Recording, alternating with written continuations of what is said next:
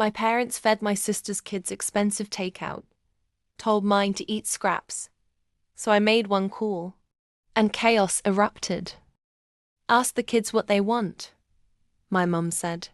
That she wasn't talking about my kids, only my sister's.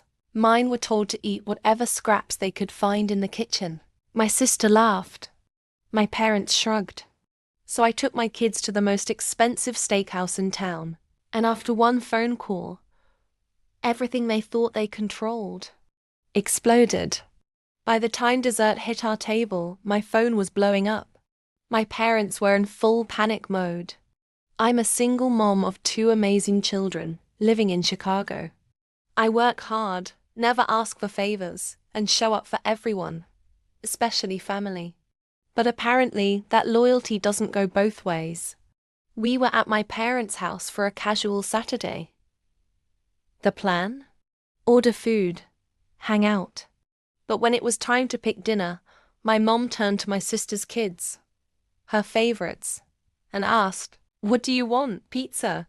Chinese?" My kids smiled, hopeful. But then my dad said, "Your kids can just eat whatever scraps they find in the kitchen." I froze. Even my kids looked confused. But the real gut punch? My sister laughed. "Yeah, they're used to basic food, right?" That was it. I calmly stood up, grabbed my kids' backpacks and said, "Let's go somewhere we're appreciated." 30 minutes later, we were seated in a private booth at Prime and Ember, a luxury steakhouse overlooking the lake. But before we ordered, I made one call, to someone my parents forgot I knew, their landlord. You see, a few years ago I quietly bought a 35% stake in the property management company that owns their building. My parents never knew, so I called the managing partner and said, "Remember Unit 402? I need you to review the lease renewal status. And while you're at it, check for any unreported guests.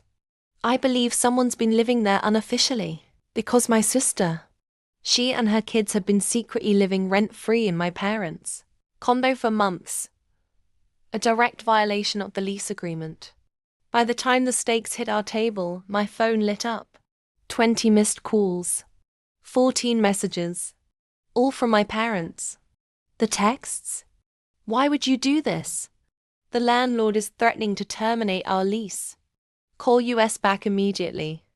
Apparently, a formal lease violation notice had just been delivered with a 30-day compliance deadline. And the cherry on top, the lease was flagged for unauthorized subletting, which meant potential fines or eviction. My kids looked up at me and asked, "Why are Grandma and Grandpa so mad?" I smiled, because they finally learned what it feels like to be treated like they don't matter. We finished our meal. No rush, no guilt, just laughter, dessert, and dignity. If you love this real-life power play and want more stories where karma comes with a silver spoon, subscribe now, because next time, the villain might think they're in charge until they realize you're the one holding the pen to the story.